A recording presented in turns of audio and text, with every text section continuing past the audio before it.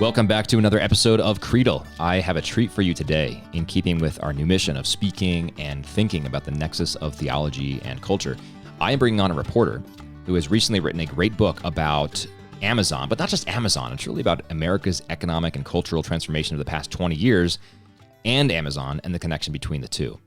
Now, why does all this matter? You might be thinking, why am I listening about Amazon on a theology and culture podcast? Well, first of all, Amazon is a huge part of our culture. I think a plurality of the American population are members of Amazon Prime. At this point, the company has grown to be one of the biggest, if not the biggest companies in all of history, depending on how you measure that. And this Saturday, in the life of the church, we celebrate these feasts of St. Joseph the Worker. St. Joseph is hailed as a model of workman, of course, in the litany. He was a poor man and an artisan who plied his craft as well as he could to provide for his family. And so St. Pius XII, in 1955, decided to hold up St. Joseph as an example of the redemptive value of human work. Here's a little bit of background about the Feast of St. Joseph the Worker from Franciscan media. Quote, to foster deep devotion to St. Joseph among Catholics and in response to the May Day celebrations for workers sponsored by communists, Pope Pius XII instituted the Feast of St. Joseph the Worker in 1955. This feast extends the long relationship between Joseph and the cause of workers in both Catholic faith and devotion. Beginning in the book of Genesis, the dignity of human work has long been celebrated as a participation in the creative work of God. By work, humankind both fulfills the command found in Genesis to care for the earth in Genesis chapter 2, verse 15, and to be productive in their labors. St. Joseph, the carpenter and foster father of Jesus, is but one example of the holiness of human labor. End quote. So this is one aspect of the Amazon issue, the rights of workers. And it's relevant, of course, because of what the church remembers on May 1st, St. Joseph the Worker. Now, I mentioned the May Day celebrations. That was a international celebration of the worker in secular communist circles. And Pope Pius XII wanted to say, okay, you've got the thrust of this right, but we're not communists. So we will also recognize the worker and the dignity of human work, and we'll do it by celebrating one of the church's greatest saints, St. Joseph, and the humble and faithful way in which he plied his craft in the midst of poverty, by the way. So this is one aspect of the Amazon issue. And I talk with Alec in this interview coming up about the workers whose jobs are displaced by Amazon. In other words, Amazon drives a shoe business out of business. And the people who are working at that shoe factory lose their job, or those jobs get outsourced overseas because Amazon forces that company to drive their prices low. Or Amazon just drives them out of business entirely and the warehouse folds. Maybe Amazon comes in and buys up the warehouse. And so the person who was working for the shoe company no longer has a job. There's also people who have their jobs replaced by Amazon. So in that instance, maybe Amazon comes in and buys up the old factory, turns it into a giant warehouse now in the middle of Ohio. And the person who worked for the shoe factory gets their job replaced by Amazon. So they get rehired by Amazon. But in most cases, as we learned from Alec, those are lower wage jobs. So Amazon is decreasing the quality of life for many of the people in the areas in which it has a significant presence in the workforce. And as Alec points out, although some of those jobs are safer, in Alec's book talks about an example where people go from a steelworks to an Amazon warehouse. So the jobs are sort of from a physical standpoint safer, but the Amazon jobs in many cases, perhaps even most cases, are just rote, soulless, repetitive tasks, largely devoid of human interaction. You sit there on a packaging queue, you just stuff things in boxes that a computer screen tells you to stuff in boxes. There's no sense of team, there's no camaraderie, there's no real closeness with the other human beings who are on your shift. So the work tends to be quantitatively worse in a wage respect, and qualitatively worse in many respects as well. So that's one issue, right? But the issues, of course, extend beyond that. There are lots of questionable business practices all over the place at Amazon. Amazon in many markets has become almost a monopoly. For example, in the booksellers market, that's a problem if it sees itself as a censor to select and choose what content it chooses to list on its service, right? If it's pushed all other booksellers out of business, it's really hard for people to find the books that they want to find or the books that Amazon doesn't want them to find. The company also tries to use its competitive advantages and business intelligence to put pressure on small businesses to lower their prices. They use proprietary pricing data that only they can see to force small businesses essentially out of business by undercutting them on their own products and replicating or mimicking those products and then pricing them lower. They secure huge tax breaks for themselves from small cities, small municipalities in which they want to build a warehouse. And those municipalities really can't afford it or shouldn't afford it. But Amazon secures those tax breaks for themselves anyway, despite the fact that they, of course, have the money to pay those taxes. They hire senior government employees to help them win government contracts. I mean, it's really, the list goes on and on. And as I'll say with Alec, I mean, this book is really eye-opening and I highly recommend it. In closing, I want to talk about what the Catechism says about some of these concepts as well. But I will add that a large segment of the American right tends to glorify private enterprise. Now, I'm a huge private enterprise supporter. I think it is great. I'm all for private ownership of property. I'm all for private enterprise. I'm all for a thriving market economy. I am all for having government regulations or a regulatory environment that makes it really easy to start your own business. I think society benefits from all of those things. But we have to say that private enterprise at the expense of the public good is a dangerous thing, right? So if we tend to overemphasize private enterprise so much so that we forget the common good, or what the Catechism calls the universal destination of goods, that's when we have a problem. And so I'm going to read a section of the Catechism here, and you will hear about the universal destination of goods. What that means is that even though private property is licit and property can be owned by individual persons, that does not change the universal destination of goods, in which God has given the whole of the earth to all of humanity for us. Not us individually, not us as property owners, but us as human beings. That's what the universal destination of goods is all about. So I want to read a portion of the Catechism. Relevant sections start at section 2402. And this is really important to keep in mind as we listen to this interview with Alec MacGillis. Section 2402. In the beginning, God entrusted the earth and its resources to the common stewardship of mankind to take care of them, master them by labor, and enjoy their fruits. The goods of creation are destined for the whole human race. However, the earth is divided up among men to assure the security of their lives, endangered by poverty and threatened by violence. The appropriation of property is legitimate for guaranteeing the freedom and dignity of persons and for helping each of them to meet his basic needs and the needs of those in his charge. It should allow for a natural solidarity to develop between men. So think about that, allowing for natural solidarity to develop between men. Is Amazon helping or hindering a natural solidarity? 2403, the right to private property acquired or received in a just way does not do away with the original gift of the earth to the whole of mankind. The universal destination of goods remains primordial, even if the promotion of the common good requires respect for the right to private property and its exercise. Section 2404. In his use of things, man should regard the external goods he legitimately owns not merely as exclusive to himself, but common to others also, in the sense that they can benefit others as well as himself. The ownership of any property makes its holder a steward of providence, with the task of making it fruitful and communicating its benefits to others, first of all his family. A paraphrase of this might read, with property ownership comes property responsibility. Remember that you are a steward of providence with respect to any property that you own. Section 2405, goods of production, material or immaterial, such as land, factories, practical or artistic skills, oblige their possessors to employ them in ways that will benefit the greatest number. Those who hold goods for use and consumption should use them with moderation, reserving the better part for guests, for the sick, and the poor. In section 2409, this when I was reading this, it reminded me of Amazon's efforts, and successful efforts in most instances, to collect giant tax breaks for itself. It's not breaking any laws when it does that. Any civil laws, that is, but it could in fact be violating moral laws. Even, this is now a quote from 2409, even if it does not contradict the provisions of civil law, any form of unjustly taking and keeping the property of others is against the seventh commandment. Thus, deliberate retention of goods lent or of objects lost, business fraud, paying unjust wages, forcing up prices by taking advantage of the ignorance or hardship of another. So lots of things to think about there. I do encourage you to buy this book, and I give you some options to do that. At the end of this, I would say don't buy it on Amazon, but if you want to check out the Creedal store on bookshop.org, it's not actually my store, but I have basically a storefront on bookshop.org, and in that, you can see the books that I recommend, some of which I've talked about on the podcast or interviewed authors, etc. And you can buy them via bookshop.org from private booksellers. So it's really a great resource. You can go to bookshop.org/shop/Creedal. Bookshop.org/shop/Creedal. And so check out my recommendations there, including Fulfillment, Winning and Losing in One Click America by Alec MacGillis. I also have included links to a few of Alec's favorite booksellers, independent booksellers, in the show notes. So if you want to go support one of those, please do that. So enjoy this conversation with Alec, and let me know if you have any comments or questions. Zach@creedalpodcast.com. And one other plug, if I may, we have not done a reviews and ratings and reviews drive for a while. So if you've been enjoying this podcast and you're listening on Apple Podcasts, please give me a rating or review.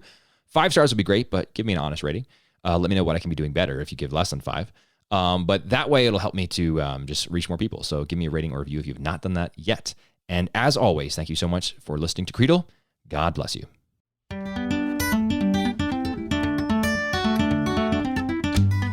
All right, my guest today is Alec MacGillis. Alec is a reporter for ProPublica, which for my money is one of the best journalistic outlets out there. They do some really good, interesting investigative work. Alec covers politics and government for ProPublica. He previously reported for The New Republic, The Washington Post, and The Baltimore Sun. He won the 2016 Robin Toner Prize for Excellence in Political Reporting, the 2017 Polk Award for National Reporting, and the 2017 Elijah Parrish Lovejoy Award. His work has appeared in The New Yorker, Atlantic, New York, Harper's, and New York Times Magazine, among other publications. He's a resident of Baltimore, and that comes through in his most recent book, Fulfillment, Winning and Losing in One-Click America. Alec, welcome to Creedal. So happy to have you. Thanks for having me. Yeah, I'm really excited. I mean, I have to say, your book, I read a lot of books, and your book, for my money, is one of the best of probably the last 50 books that I've read. Just the way that it's a book that's not about Amazon per se. It's really about America. And it tells that story through the lens of Amazon primarily. And I thought it was really, really fascinating the way you wrote that. Now, your background's obviously in political reporting. Your previous book is the 2014 Cynic, which is a biography of Mitch McConnell. So I guess I'll just start off with asking you, what made you write Fulfillment? Why did you choose to write this book, and why now? You captured it. I mean, the book is not really about Amazon per se, and it actually didn't start out about Amazon at all. This book started out really goes back years to all my traveling as a political reporter around the country and growing more and more sort of alarmed, dismayed, pick your word, about the growing gaps, the growing disparities that I would see as a reporter, where I'd go out to, in the 2008 to 11 periods, covering the Obama campaign, covering the Great Recession in those years as a Washington Post reporter, going to the Midwest, Appalachia, elsewhere, and just being so struck by just how struggling a lot of these towns and cities were, just how badly things were going out there. It just reminded me so much of my own hometown in Western Mass, Pittsfield, Mass, former GE town that's been just left reeling by the departure of GE. And then I'd come back to DC, where I was based with the Post, and was just so struck by the incredible prosperity on display there, which had in a way grown even more intense during the Great Recession. So much of the money that we spent on the stimulus kind of stayed in Washington, so DC got only wealthier, and so you had this incredible wealth and prosperity and kind of complacency and there in this sense of disconnect from what was actually happening out around the country, and it bothered me greatly. And I kept thinking about that as I kept reporting in the years to follow, and then Trump gets elected, and it just seemed all the more clear to me that these regional disparities were having a really major impact on our country, on our politics, and I needed to write about them somehow. And then settled on, took me about a year to settle on the right frame for the story, but settled on Amazon as the frame to tell the story of disparity. And I chose it for two reasons. One was that the company is so ubiquitous now in our life that it just serves very well as a thread to take you around the country, the America of today. And it's just as a kind of a metaphor or expression of what we've become. Very handy, but then it's also a good frame because it itself, and along with the other tech giants, helps to explain these disparities. So much of these incredibly unhealthy regional concentrations of wealth are linked to the concentration of our economy, in certain companies and certain sectors, and so it itself is a cause of this problem, not far from the only cause, but a major cause. And so that's how I ended up using Amazon as the lens onto our country and these disparities. And I think that lens is what makes this book so brilliant and such a contribution to this discussion, this broader discussion that's been taking place since 2016, and in some circles even before that. I was on, where else? Amazon, speaking of the ubiquity of Amazon, and I was looking at your book on there and the reviews, because reviews can sometimes be telling on sort of just how a book is being received by people who are reading it. And the vast majority of the reviews are very positive. There's there's no 1-star reviews. There's 1 2-star review. And that person was saying, this is just rinse repeat, the same thing we've been hearing from 2016, et cetera. That person's very wrong, because we've been hearing about the urban-rural divide since 2016. And even just recently, this past week, I saw people sharing on Twitter, like, here's the population concentration along the coasts, and that equals basically everything in between, minus, Chicago, Houston, et cetera, some of the big cities. The point being, there's a huge divide between the urban centers, urban political centers, and rural areas in America. And that's all true, and that's been discussed since 2016. But I think what your book does, what your research does, is add a layer of complexity in understanding the causality of that, right? It's not just about urban-rural divide. It's about how Amazon and companies like it, and this, what you call one-click America, this phenomenon of one-click fulfillment, has devastated jobs in largely rural areas, has created entire cities that are left behind when they were once booming towns, like you mentioned Dayton at length in the book.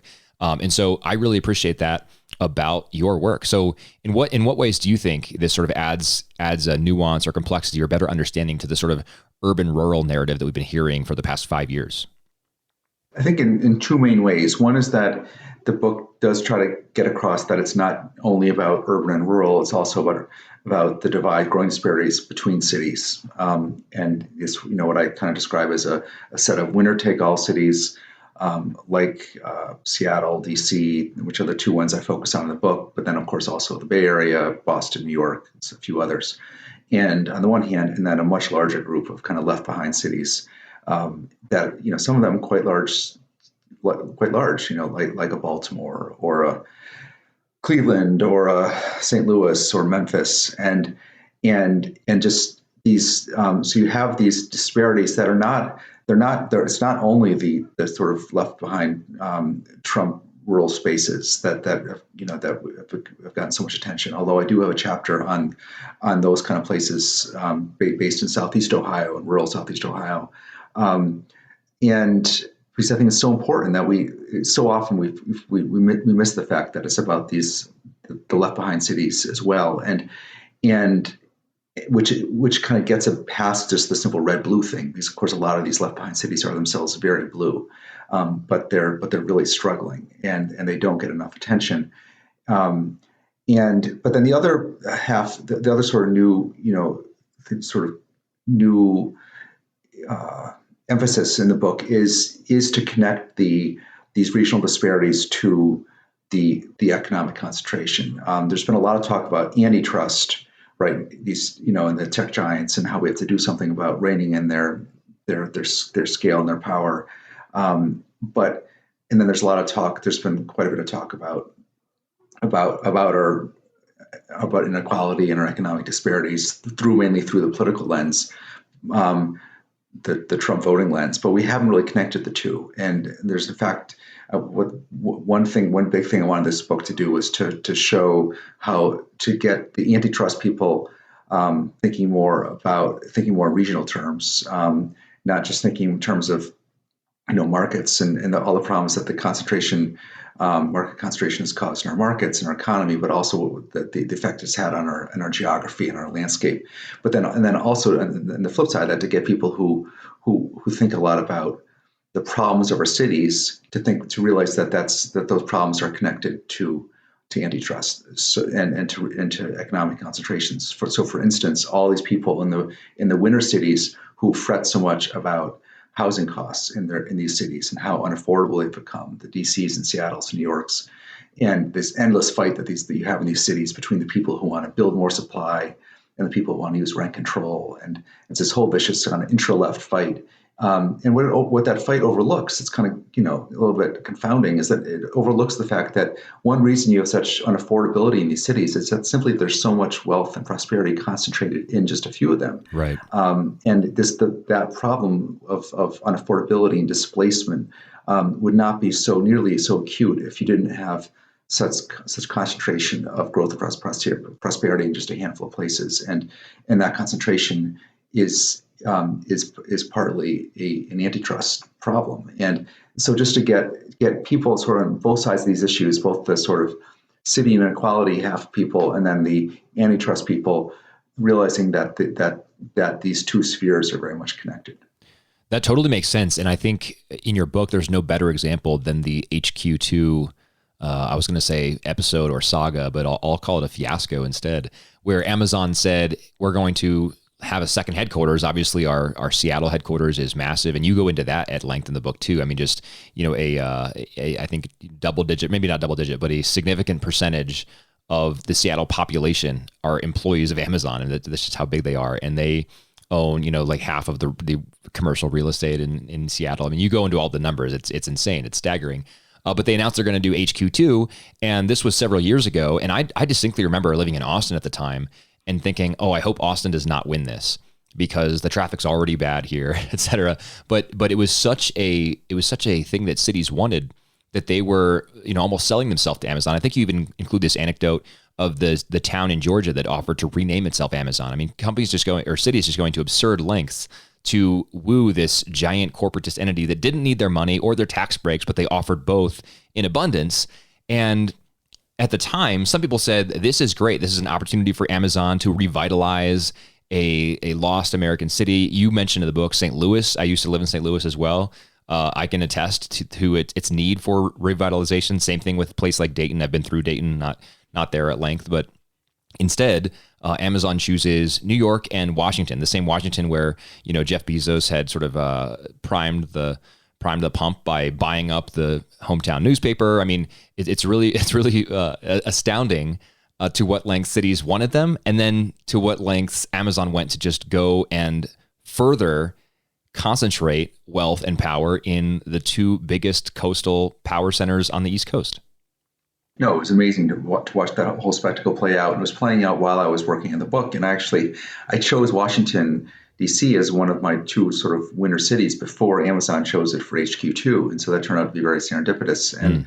But it was, yes, after all this talk about how, these striving cities that were so eager for this boost, not just offering all this money and incentives, but also all the time they took. These cities, strapped city governments took so much time to put together these bids and stayed up, pulled all-nighters basically to make their case. And then they go ahead and they pick the two most obvious cities, cities that were just, that you would have, expected them to go with all along. And it was just the absolute ultimate example of this winner take all dynamic, that where it's just classic, it's rich get richer. You'd think that there'd be some kind of, not just some kind of political appeal to Amazon and trying to rebalance things by going to a St. Louis and in one fell swoop just doing quite a good deal toward kind of a regional rebalancing in our country.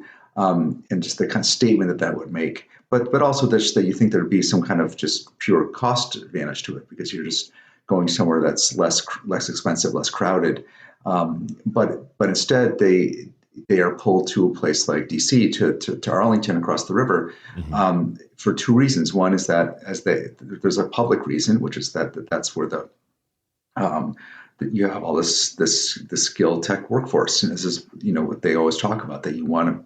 This is a big reason why you end up with Silicon Valleys or Seattle's, is that the tech economy is naturally kind of agglomerating. You want to be where you've got other tech workers that you can sort of draw from, and then turn the workforce wants to be somewhere where they themselves have plenty of options in case one thing doesn't work out. And that's Amazon initially went to Seattle because Microsoft was already there, so they knew that they had that workforce there to build off of. So that's one reason they go to Washington, because you have this huge kind of tech workforce there that's kind of grown up with a whole kind of security contractor racket, right. That's kind of spread out from the Beltway, the whole kind of post 9/11 counterterrorism, homeland security, Beltway bandit universe. But then the other reason, of course, that they go there, which is not stated publicly, is that it's the seat of the federal government. And right now, the biggest threat to Amazon comes not so much from other companies, but from the threat of possible federal intervention into their enormousness, and so it makes sense to set up shop there, to become a big friendly corporate neighbor. So big company that's investing billions there, hiring all sorts of people, so that the guy, 5 or 10 years from now, you're much less likely to see Amazon as a threat if you're a member of the government or the FTC or a member of the media.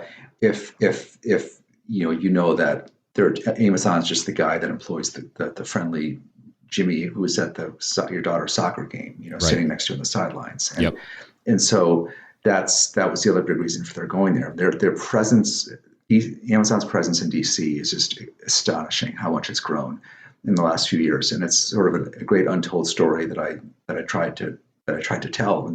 Between buying the paper, Bezos buying the paper, and buying the biggest mansion in town to turn into a kind of salon, $35 million total investment in this mansion, and then all this vast increase in lobbying spending, the second biggest lobbying spender in town, and then all the federal contracts that they're getting for the cloud, and now on top of that you add in HQ2, and they are a giant now in Washington.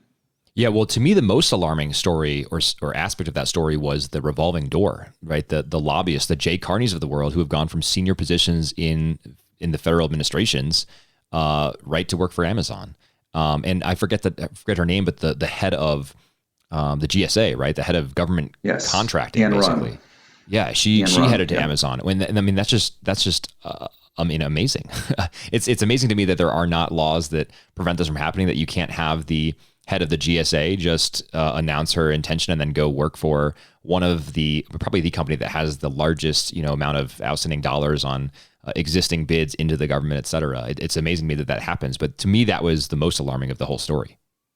Yeah, that was, it was an incredible episode. I mean, she was at the top of in the entire vast federal procurement world, which is this, billions and billions of dollars a year in federal spending.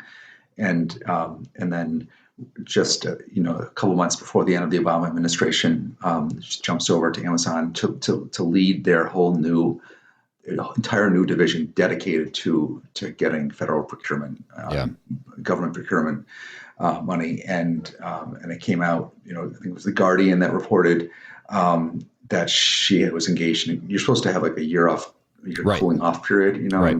And according to The Guardian, she basically, seems to have in some way, run up against that. Okay. And in their efforts to get a huge chunk of the federal procurement spend. No, it's just that. Yeah, but this is how it works, right? I mean, I was at this one meeting in El Paso, this incredible moment in El Paso where I was watching several top Amazon executives putting the squeeze on a bunch of local office supply dealers in El Paso who they were trying to persuade to come join the marketplace, become third-party sellers on the website, and which is where Amazon, well over half of the site now of Amazon's retail site is now the sales come from third-party sellers, not Amazon selling things directly wholesale on the site, and it's much more lucrative for Amazon because they get all these fees and commissions, and they were pressuring all these local businessmen to join the marketplace, basically saying, "Look, this is where it's at now. Everyone's doing this. You better come over. This is where everyone now goes to buy their stuff." And in that room were the two top most senior executives in that room who were making that push. Were both former government employees, not federal, but one was the head of King County procurement in Seattle, and the other one had worked in LA. And they're very effective in that role because they're speaking to people who used to be who occupy the exact same kind of roles as they now do. Because the other part of their sale, of course, is trying to get local officials to start buying all their stuff from Amazon. Right, like school supplies, for example, or office supplies. Yeah, like you talk about in the book. Right. Yeah. So I mean, this seems to be like a common page out of the Amazon playbook to go after government procurement officials, hire them, and then use them to help sell contracts to the government to do that sort of thing. And that's only the tip of the iceberg, right? You go into these other things in the book too, right? Like Amazon's dynamic pricing schemes, Amazon figuring out how much money third-party sellers can sell a certain product for, and then undercutting them with the Amazon version of that product so that Amazon gets 100% of the cut rather than, the 30%, the only 30% that they get from a third-party seller. Amazon going in and getting major tax breaks for municipalities where they build out warehouses or any sort of other corporate presence, et cetera. And I think there's really no other word that I was thinking of when I think about these things other than nefarious to describe these various tactics that Amazon uses. But to bring this back to the city's point, you also have this lengthy part of your book dedicated to talking about Bethlehem Steel's Sparrows Point, this major steel production area in Maryland. And as I was reading this, I was thinking, is this stuff unique to Amazon, these sort of nefarious practices, or is this just sort of a 21st century flavor on the Bethlehem Steels of last century, right? So in other words, is there something qualitatively different about what Amazon and companies like it, but primarily Amazon, are doing now and what the Bethlehem Steels of the world did 50, 60, 70 years ago? No, there definitely are echoes. And there are two different sorts of echoes in a way. I think there's and I definitely get into this quite a bit in the chapter about Beth Steel and its transformation. I mean, with what happened here at that site in Maryland, it's called Sparrows Point Peninsula, just outside Baltimore, is extraordinary. You had literally the biggest steel mill in the entire world, 30,000 workers in the late 50s, massive company town, is now been completely replaced. It's completely wiped off the face of this peninsula and has been replaced now by a business park, sort of logistics business park that includes 2 Amazon warehouses. Wow. And what you see there is essentially kind of almost like a cycle where you had work at that mill in the early 20th century was incredibly grueling, incredibly low paid. Workers just had crazy hours, crazy pressure on the job, and then over time, of course, managed to get unionized and raise their pay quite a lot, get a lot more say on the job. And a lot more respect, and turn those jobs into something that were sustainable and really kind of middle class family supporting. And now we're kind of back to square one again, where you're back to non-union labor that isn't paid as much as it's worth, where you have very little say in the job. You have crazy expectations. Incredibly high turnover because the jobs are so grueling and so sort of unfulfilling in various ways. And with one important difference, of course, is that the jobs are very physically taxing now, but they're not nearly as dangerous as right. those steel mill jobs were. That should be noted. But so in that sense, we're really kind of, we've come full circle, and so the question now in a lot of these union fights is whether the warehouse work will be able to be lifted up to something that's more sustainable, more kind of middle class, the way that the steel and other manufacturing work was over the 20th century. The other echo, though, of course, to an earlier time, is on the sort of monopoly front, where you have where we have absolutely now returned to a moment like 1910, 1915, when we were, when an earlier generation of antitrust reformers and trust busters were dealing with the Standard Oils of the time, where you had this incredible dominance of companies that were essentially controlling, were so powerful because they basically they control both the platform and what was sort of carried on the platform. So if you had both the railroads and the oil business, you were just you were unbeatable because you were the rival oil producers had to send their product on the rails that you owned, and you were also competing against that. So we're back to that in a sense now with the platform like Amazon, where they both own the platform and are competing against other sellers on the platform.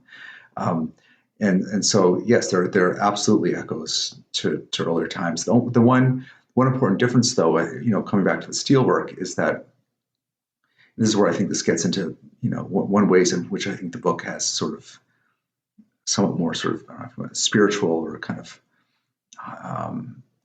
somewhat more amorphous kind of aspect to it, is that the work at the steel mill was not just better paid than the work at the warehouse. It was also, for a lot of those guys, and they were mostly guys, was vastly more meaningful and purposeful and fulfilling and much more fellowship and camaraderie and much more social than the work at the warehouse, which is so atomized and so rote and really kind of almost, for a lot of the jobs in the warehouse, really almost robotic. And I tell that the story of that sort of transformation of one kind of work to the other through this figure of a guy who actually spent 3 decades working at the steel mill and then went to work at the warehouse in the exact same piece of land, and could barely lasted a few years at the warehouse partly because the work was just so much more isolating and so much less meaningful, and just one aspect in which this whole new world, this one-click world, has made us all so much more atomized, not just as consumers, but also the work that's being done. If you think about the fact that retail used to be, the classic retail job used to be a retail sales clerk at the store who was speaking to customers in some form or other, and now that has essentially been replaced by someone almost all by themselves in the warehouse, standing at the conveyor belt, standing at the robots as they bring over the drawers for you to take the items out of and put them on the conveyor belt, and just how much more isolating everything has become, both for the consumer, who's no longer even speaking to anyone when they make their purchase, no connection to human, no connection to anyone else in the world around you when you make that one-click purchase, and then the worker who's fulfilling the order for you also just almost entirely isolated. Right, and they have no idea who you are or who the box that they're packing up is going to. They just would do what comes in the queue. They pack it up and send it off. Yeah, I thought that was one of the best parts of your book. And I think most people who read the book can probably agree that Amazon is a problem. But the follow-on question I have for you, arising from what you just said now, is Amazon more of a symptom, or is it the disease, right? Or is it just a chicken egg problem, and it's just a vicious cycle, and Amazon has been created by a culture that atomizes people and doesn't value the individual and doesn't value the worker, and then it caters to the same consumer, that creates the conditions for its thriving, if that makes sense. So is it a symptom, disease, or can we really not say? I think it's both, and I think it's important to kind of think about this carefully, because this is what Amazon's kind of line in response to me was in the months when I was speaking with them, was essentially that we're just a symptom. You have these larger forces, technology, globalization, and we're just meeting the market need. We're just meeting the market need, and there was always going to be some company, some big e-commerce company at this point in time, and it just happens to be us. It could just as easily have been someone else, and which is true to a certain extent. But I think what that misses is that the company has exacerbated a lot of these dynamics and problems through specific choices that it's made, and it did not have to pursue tax breaks and incentives and subsidies around the country as aggressively as it did at all these different levels of tax and government.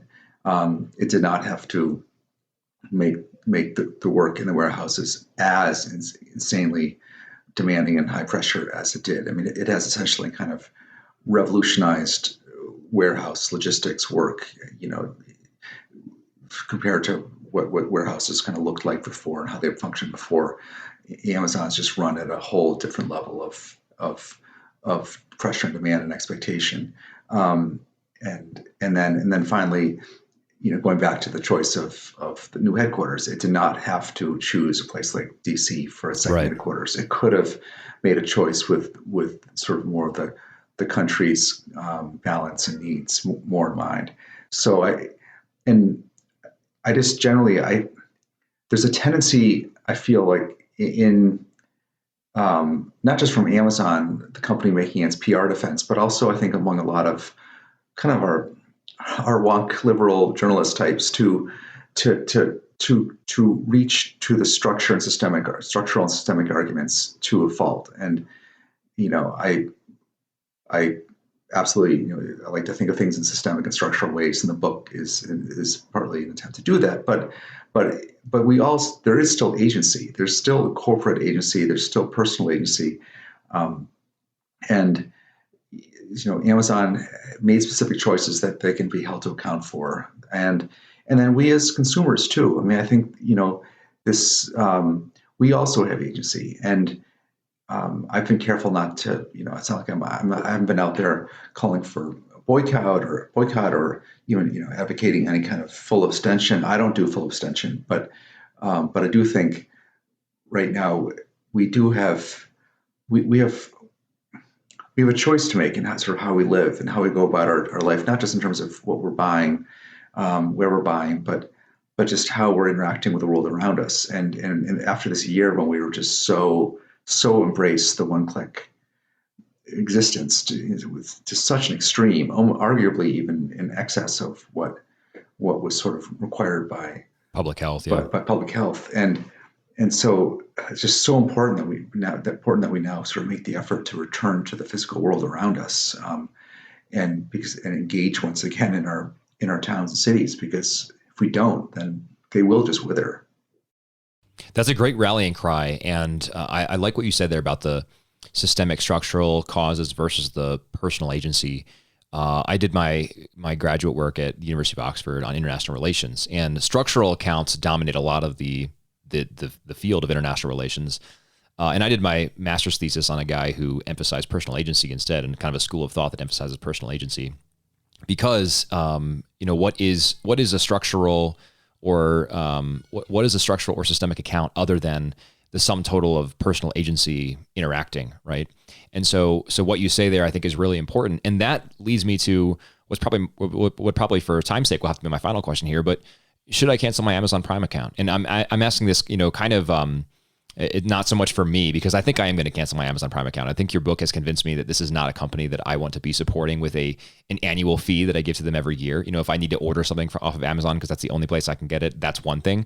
But I don't think I want to be paying Amazon Prime anymore. I think this is where agency can come into play. I would rather give my money to small businesses that are in my town, in my community, or other e-commerce sites that do not show the sort of nefarious monopolistic tendencies of Amazon. I don't know, you said you're not a total abstainer from Amazon, but just what are your thoughts in general about doing business with the company as a consumer? Yeah, I mean I think that's a pretty good place to sort of draw the line. That's sort of how I've drawn the line these last few years. I don't belong to Prime, and if I but if I absolutely have to I can only find something there, some obscure used book, or the last thing I ordered from them was a handle for a latch for my pickup truck tailgate that had broken. Oh, nice, yeah. And although if I looked even harder, I probably could have found that at an auto supply store. And sure, but it's few and far between. And it's kind of like moderation in all things sort of thing. But what we saw this last year was anything but moderation, right? You'd see it just. Especially in the blue cities, where you just even more, especially strong reliance on Amazon in the blue cities, because well, first of all, the Amazon's strongest market has always been sort of upper middle class, right? Big blue metros. But this past year, because blue cities took the threat of COVID even more seriously, they were even more likely to kind of do the one-click thing and hunker down, exactly. And so you see these all the trappings of it, just all the boxes piled outside buildings in New York, where they sometimes have to spread them on the sidewalk because they can't even fit them in the lobby, or you go through the alleys of a nice neighborhood and on recycling day, and it's just cardboard boxes piled high as far as the eye can see. And that's amazing. And so I think it's now about moderating that and somehow trying to just be more conscious of those decisions. But it does go beyond just beyond Amazon, and also just to re-engaging generally with the world around you. Say with entertainment, as Frances McDormand said on Oscar night the other night, she said, please go see this movie and the other movies in theaters. And and don't just hunker down on Netflix, and get back to the movies, the actual theater, the concerts. Like it's so important that after this year of hunkering down that we do reengage, and I that the book really is in part an implicit kind of just overture or kind of plea on behalf of the physical world, the physical space, the towns and cities that we live in, and that and a warning about what comes with just going all in on the one-click kind of life. That's great. I mean, I think it is a great clarion call for action. Like I said, I never really thought about canceling my Prime account until I read your book, and now I'm pretty sure I'm going to. So, in fact, I think you've inspired me even more. So I think I'm going to end this conversation and go cancel it right now. So, Alec, I'm going to point people to buy your book. It's called Fulfillment: Winning and Losing in One-Click America. I encourage everyone to buy it. Buy a couple copies, give them to your friends and neighbors. I would say don't buy it from Amazon. So, Alec, do you have a favorite independent bookseller or another place where you're pointing people to buy your book? Sure. A lot of independent bookstores now have set up very good online ordering sites where you can either then come pick it up at their door, or they'll send it to you. The closest to my heart is one here in Baltimore called the Ivy. They hosted a wonderful in-person event for me when the book launched last month. We had a wonderful cold but outdoor event. So the Ivy in Baltimore, but really any of your local seller almost surely has a good online ordering setup to use. Perfect. That sounds great. All the independent stores have been just great supporters of the book. I've had 5 or 6 sort of Zoom book discussions around the country. Oh, nice. It's been really great. Yeah, I'm so glad to see the reception is going well for the book. I hope that more and more people read it, because I think it is a good clarion call. It's a warning. It's a great understanding of how we got to where we are, and I encourage everyone to include it. I'm going to look up the Ivy, and I'll find it and put a link to it in the show notes. So if people want to get the book from Alec's favorite bookstore in Baltimore, go ahead and do that. And I'll try to find some other independent bookstores as well where you can buy it if there's one maybe closer to you or in your town. So, Alec, thank you so much for the time. Really appreciate this. I love the book, and I was so thrilled when you said you'd give me 45 minutes of your time. So thank you so much. Sure. Thanks for having me. Really enjoyed it.